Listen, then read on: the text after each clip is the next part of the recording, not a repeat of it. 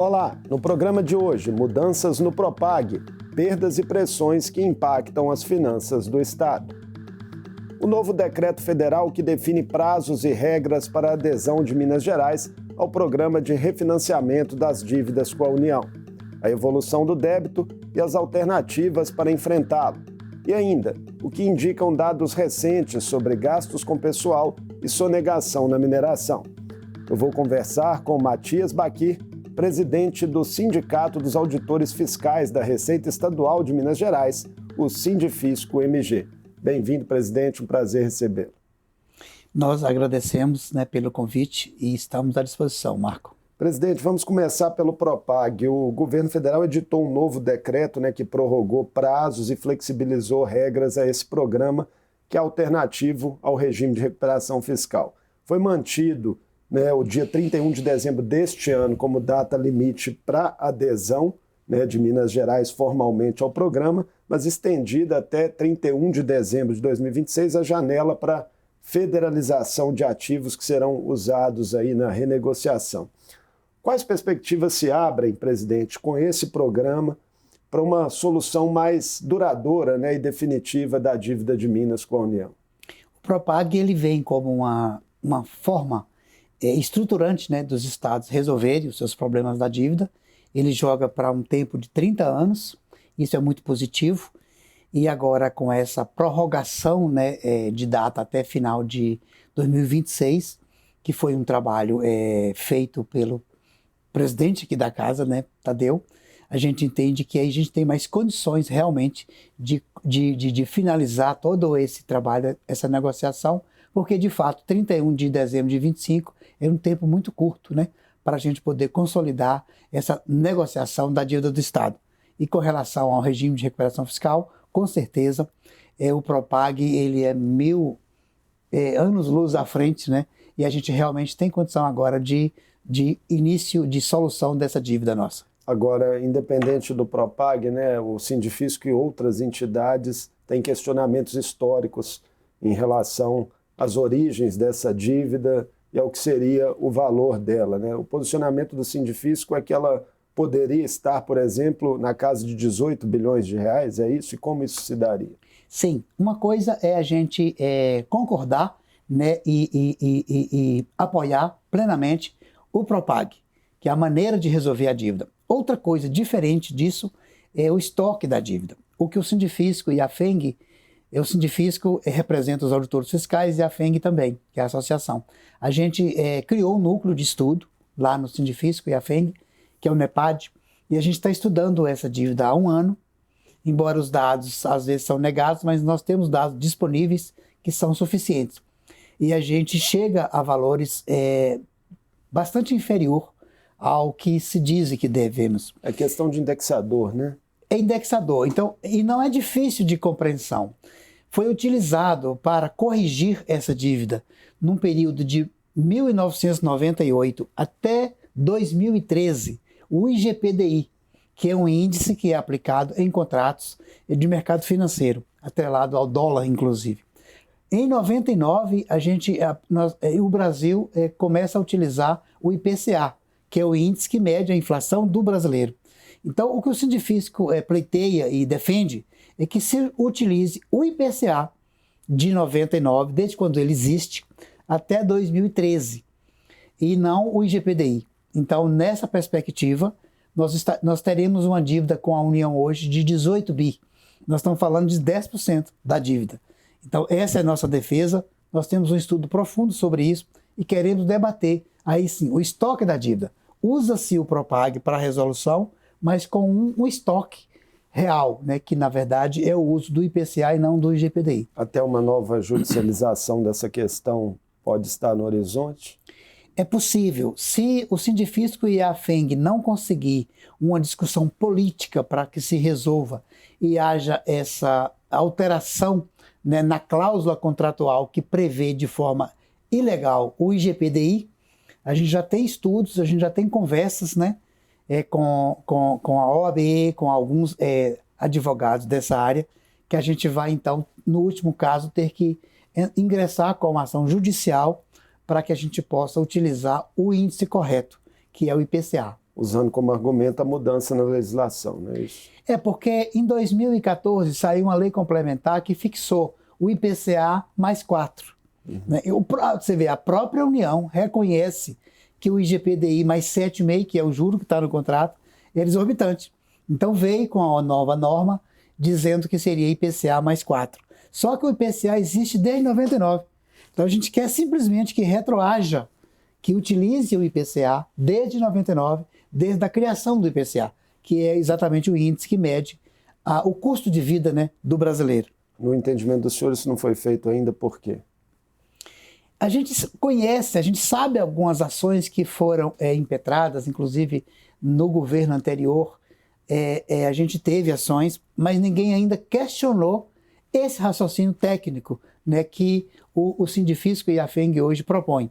Então, não houve nenhuma ação de conhecimento nossa, pelo menos, que alguém tenha questionado o índice do IGPDI que foi utilizado. E, no nosso entendimento, ele é equivocado. Tudo que se refere às dívidas, né, os números chamam a atenção pela expressão deles. E há um levantamento de uma outra entidade, o Sinfasfisco, mostrando que Minas, ainda não ter aderido formalmente ao Propag, só nesse ano já teria aumentado a dívida em 8,5 bilhões de reais. É realmente uma questão que precisa ser encarada com urgência, né? A gente teria que fazer o seguinte raciocínio. Assim, porque hoje já tem a lei, né, que autoriza o governo do estado a aderir ao Propag. Perfeito. A Assembleia agiu rápido, né, aprovou, o governador sancionou. Então, a adesão já está autorizada. Né? Então, a gente acha que como há uma diferença muito grande entre os dois regimes, manter o regime de recuperação não é inteligente, né, financeiramente falando. E o Estado ainda não fez essa formalização, né? E a gente percebe que parece que o governo do Estado, aí o executivo, ele fica o tempo inteiro mantendo o mesmo pensamento, que é a alienação dos bens do Estado. Pelo menos é essa a mensagem que chega para a gente. Pois é, o governo Zema ainda vinha insistindo, né, aqui na privatização da Copasa e tentando emplacar uma PEC para retirar a previsão de referendo popular, né, e avançar na discussão da matéria. O que o Sindifisco pensa a respeito? Olha, para você ver, a questão do referendo ela foi cravada na Constituição no governo do Itamar Franco, exatamente porque o governo anterior havia alienado a CEMIG. Então, para proteger, para blindar essas empresas estatais que são lucrativas, então exigiu-se o referendo. Aí o governo Zema quer retirar, e essa ampliação, inclusive, do prazo para dezembro de 2026, quem que foi negociar, quem que conseguiu essa dilatação do prazo? Foi o presidente da Assembleia. Então, assim, é como se o governo, além de não ajudar, ele atrapalha naquilo que a gente precisa de fazer rápido, que é a adesão ao Propag. Ele pode fazer adesão ao Propag. Então, nessa questão do o referendo... Sindifisco é contra a privatização, né? O Sindifisco é contra a privatização por quê? Só se consegue privatizar empresas que são lucrativas. Quem é dono de capital particular não vai querer comprar uma empresa que não dá lucro. Isso está correto, o mercado está correto. O que está errado é um governo que pega uma empresa estatal, que rende bons dividendos e aliena essa empresa, e ele então perde o poder de entrada de recursos. São 3,2 bi por ano. Em 2024 foram 3,2 bi que as 4 empresas estatais que o governo quer alienar gerou de ingresso de recursos. Então, assim, uma boa gestão financeira não orienta você a privatizar as empresas que nós temos aqui. Dentro do pacote do Propag, presidente, já foram aprovadas aqui autorizações para federalização da Codemig e da Codenge, né? Esse pode ser o melhor caminho para Minas Gerais abater o percentual da dívida que garantiria aí acesso integral aos benefícios do projeto, né? 20%. Então, mas você vê, o governo encaminhou para esta casa apenas uma simulação, que foi aderir ao Propag utilizando a linha A do inciso 2 do artigo 5º, que é o quê? Você dá um abatimento de 20%. Mas você tem ainda várias outras opções, que é você abater só 10% da dívida, ou você não abater nada. Você aderir ao Propag, simplesmente você fazendo um aporte, né, no Fundo de Equalização Federal, e você fazer alguns investimentos que já é obrigação do governo. Então, o Sindifisco e a FENG, nós fizemos uma simulação que, se você usar a linha C, que é uma hipótese prevista lá na lei... Que seria não abater nada. Você não abate nada, você não aliena nenhuma empresa, nenhum imóvel, você não aliena nenhum recebível, que é a dívida, e a previdência também, que já está também autorizado, e você aporta recurso no fundo de apenas 1% a mais com esses dividendos que as empresas geram. Porque se você tem uma empresa que você não sabe nem quanto ela vale, que é o caso da Codemig, você está com o nióbio dentro da terra e você não tem uma certeza do valor dessa empresa. E nem a União tem a certeza de quanto custa a empresa. E o BNDES já disse que ela não vai conseguir fazer essa avaliação num tempo pequeno. Pois bem, então você vai pegar o dividendo que essas empresas geram e você vai aportar dinheiro no fundo e você vai administrar e você não terceiriza nada, você não aliena nada. Porque a lei hoje prevê, foi uma trave boa que a Assembleia colocou, que é só a federalização, não pode alienar, não pode vender para terceiro, mas ainda assim o Sindifisco defende que não deveria nem federalizar, manter de propriedade do Estado. Queria falar com o senhor também sobre outros aspectos da saúde financeira de Minas Gerais. O último relatório da gestão fiscal, publicado pela Secretaria da Fazenda, indica que Minas está perto aí de atingir o limite máximo previsto na Lei de Responsabilidade Fiscal com gastos de pessoal. Eventualmente, presidente Matias, furar esse teto estabelecido pela Lei de Responsabilidade Fiscal teria quais consequências? Isso é muito delicado, porque você já tem hoje uma situação em que os servidores do Estado não têm tido recomposição salarial. A gente teve uma recomposição pequena o ano passado, que foi o IPCA de 2023, mas em 2025, esse ano, nós não tivemos nenhuma recomposição, de 2024. E o servidor público, ele está sujeito à inflação, ele é um cidadão normal, ele tem o efeito da inflação, ele perde poder de compra a cada dia. E se esse limite é atingido, evidentemente que o governo vai ter isso também como argumento para não conceder a recomposição. E isso significa o quê? Menos prestação de serviço, você tem uma dificuldade muito grande. Por exemplo, vamos dar o exemplo da Fazenda, Secretaria da Fazenda. Nós fizemos um concurso público em 2023, nós conseguimos nomear 431 auditores fiscais.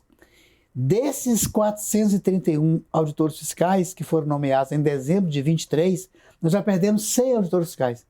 Perdemos 1/4 desse quantitativo que nomeamos. Por quê? Porque as condições de trabalho, as condições de remuneração em Minas Gerais não estão sendo suficientes para poder segurar o auditor. Então o Estado recruta, contrata, capacita, treina e perde o auditor fiscal. E isso acontece em todas as áreas. O médico, o policial vai procurar outro trabalho, vai procurar iniciativa privada para poder exercer o seu trabalho, porque você acaba perdendo força de prestar o serviço que o Estado é obrigado a prestar para a sociedade.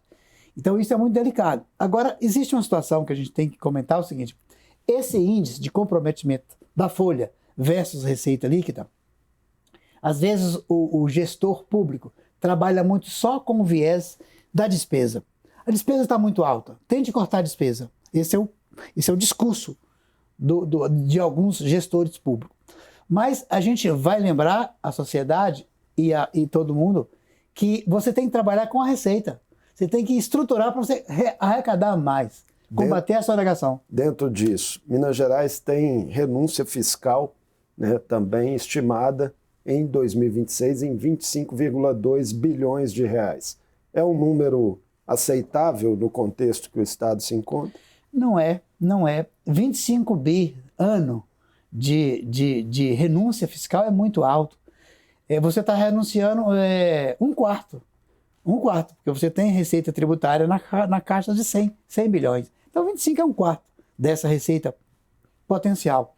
Então você tem a sonegação fiscal, que tira um pouco a capacidade de ingresso, né, desse potencial de arrecadação, e você tem o benefício, você tem a renúncia fiscal de 25 de novo. Então você tem aí, vamos supor, um desperdício de 40 a 50 daquele potencial que você poderia estar arrecadando e prestando melhor serviço. Falando na sonegação, né? Agora sobre a mineração. Por meio de um recente dossiê, né, divulgado, o Sindifisco denunciou um mecanismo de sonegação fiscal no setor que tem causado perdas bilionárias a Minas Gerais, na ordem aí de 2 bilhões de reais anuais, né, relativos à CEFEM, que é aquela compensação financeira pela exploração de recursos minerais.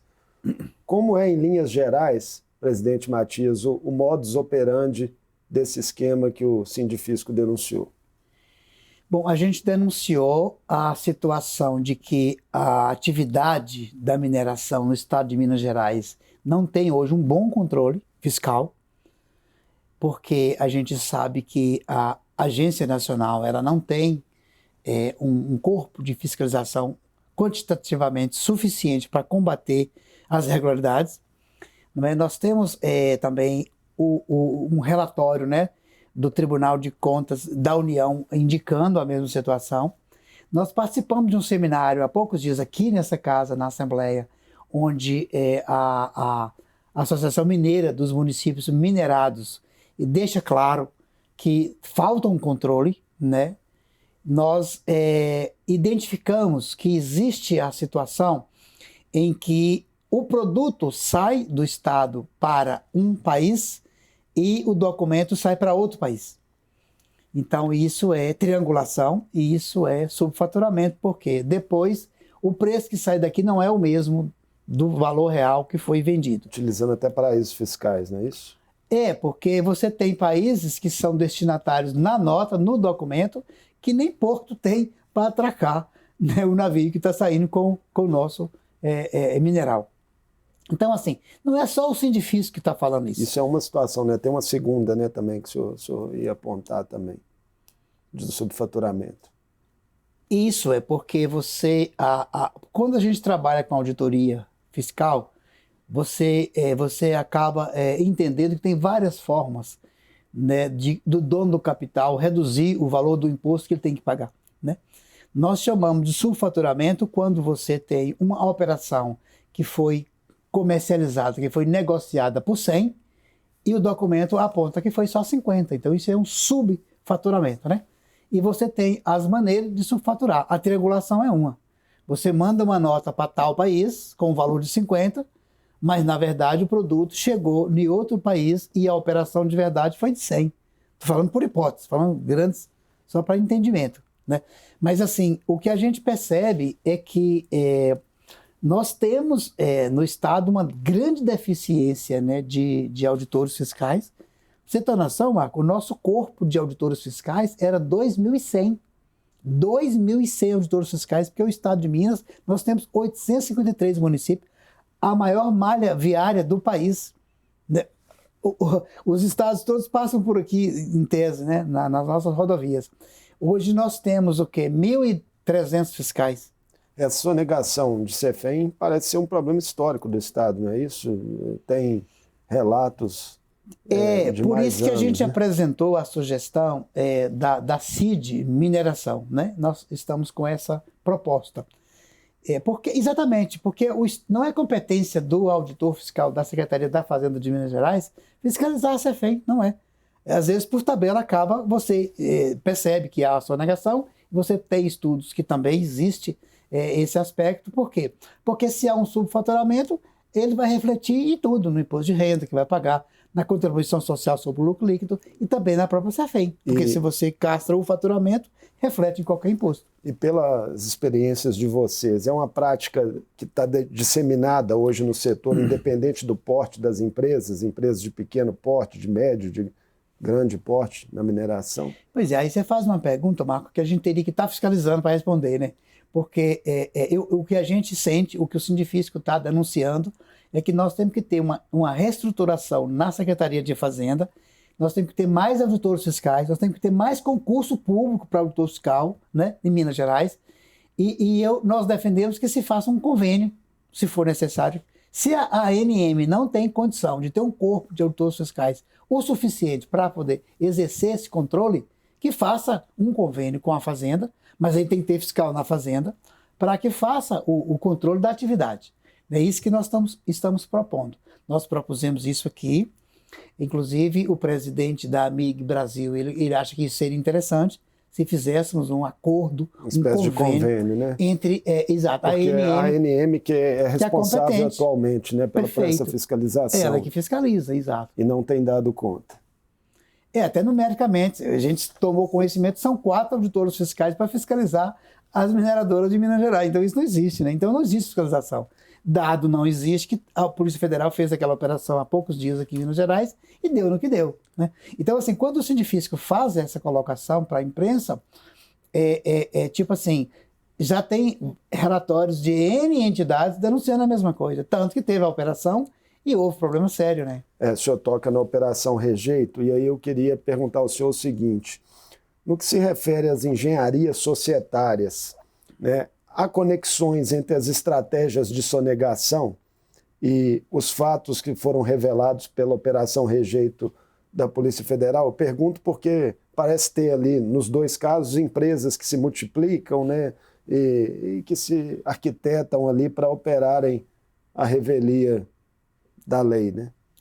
Existe sim. O brasileiro, ele é muito criativo. O brasileiro é muito inteligente. E o homem usa a inteligência ou para o bem ou para o mal. Isso aí ninguém tem dúvida disso. E nós, no Brasil, nós temos uma cultura, né, de não pagar todo o tributo que a lei determina que se pague. Então eu digo assim, a sonegação fiscal, ele é primeiro uma questão cultural, né, é estruturada na mente, né? E muitas pessoas imaginam que tem que ganhar um lucro muito grande e num tempo pequeno. Então aí há as várias técnicas que o dono do capital utiliza para poder não pagar o tributo que deve ser pago. E aí você tem N, né? Você tem a empresa fictícia, você vai lá, a empresa não existe no local, você tem um sócio que é um empregado dele, ou um parente, uma sogra, e vai. É criativo isso. E o que é que compete ao auditor, né? É fazer o trabalho contrário disso.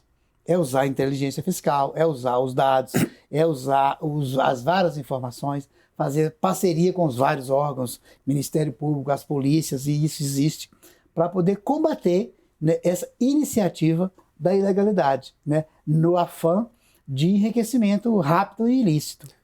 Como o senhor mesmo já citou, né, o Sindifisco está propondo a criação da CID Mineral, que seria uma contribuição de intervenção no domínio econômico nos moldes da CID do petróleo.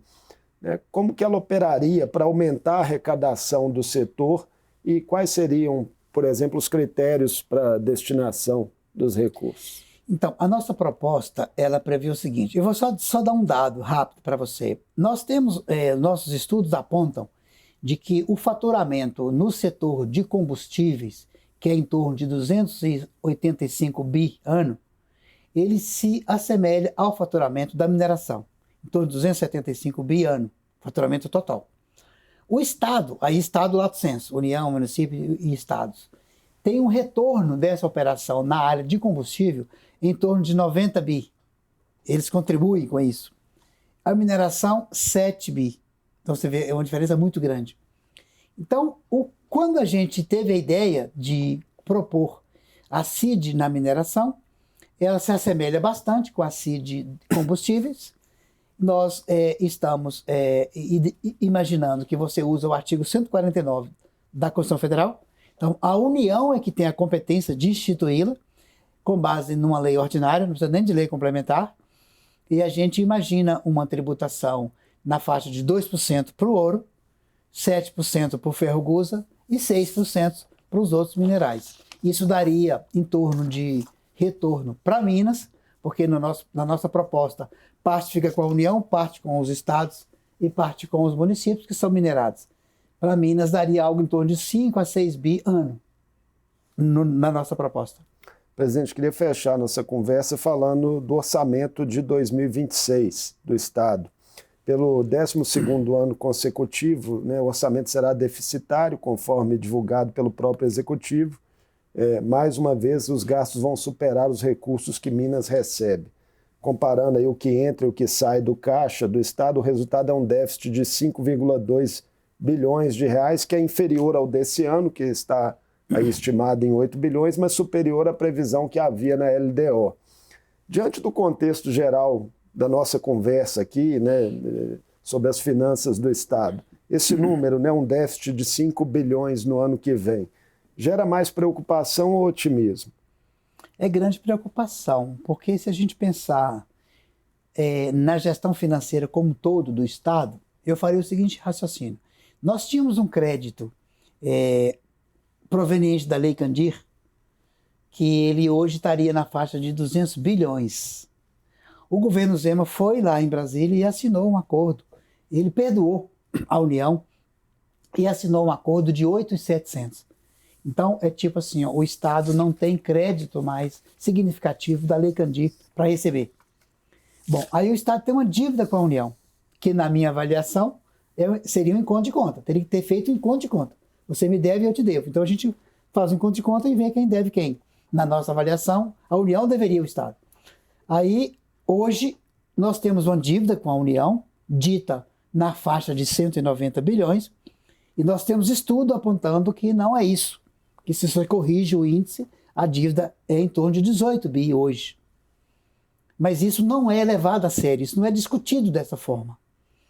Então, Marco, a única fonte de recurso concreta, a única fonte firme e perene de receita é a receita tributária, é a receita dos tributos. E se Minas concede benefício fiscal de 25 bi, se Minas não estrutura a Secretaria da Fazenda para fazer o combate à sonegação, que aí já vai mais recurso por ralo, evidentemente que Minas não vai ter recurso para poder cobrir as despesas. Né? A gente fala, despesa só aumenta. E aí esse déficit vai continuar. O déficit vai continuar alto, vai continuar aumentando e não precisaria. Se o governo entendesse que a Fazenda, Secretaria da Fazenda, é o único órgão que pode, e não é aumentando a alíquota, não é aumentando imposto, não, é combatendo a sonegação, combatendo o descaminho, combatendo o contrabando, combatendo empresa falsa, nota fiscal falsa, crédito podre, é combatendo. É estruturando a Fazenda. Nós temos uma reforma tributária que já é realidade. Muitos estados do país fizeram a reestruturação do fisco preparando para a reforma tributária. E Minas não fez esse dever de casa ainda. Então, eu espero que o governo pense nisso, da reforma tributária que está vindo, para fazer uma reestruturação na Secretaria da Fazenda, que ele promova mais concursos, que ele dê condições à Fazenda de realmente fazer o trabalho que a gente sempre fez. E Minas tem um corpo de fiscal assim considerado como um dos melhores do país. Nós fomos, inclusive, eleitos 2 vezes pelo BID como o melhor fisco do país. Mas tem que ser visto como o governo não escuta a gente, não recebe o sindicato, não recebe os servidores. Então aí vai desestruturando. Você tem hoje um corpo fiscal deficitário, né? Você tem a chefia, então você tem, para combater mesmo a sonegação, que é 1.000 auditores fiscais. Nós já fomos 2.000. Então, isso preocupa muito. E Minas não precisava estar na condição que está hoje, né? Na questão de saldo, né? De orçamento. A gente podia estar ali com 45, 46 de comprometimento da despesa com folha, com a receita líquida. É só melhorar a receita. Presidente Matias, muito obrigado por essa conversa conosco aqui no Mundo Político. Ô Marco, agradeço muito, né, o convite. O Sindifisco está à disposição, assim que precisar, é só convidar. Muito obrigado. Eu conversei com Matias Baquir, presidente do Sindicato dos Auditores Fiscais da Receita Estadual de Minas Gerais, o Sindifisco MG. Falamos do decreto federal com novos prazos para que Minas Gerais consolide sua adesão ao Propag e de alertas que dados recém-divulgados sobre gastos com pessoal e sonegação na mineração trazem para o Estado. O Mundo Político fica por aqui. Obrigado por nos acompanhar e até o próximo programa.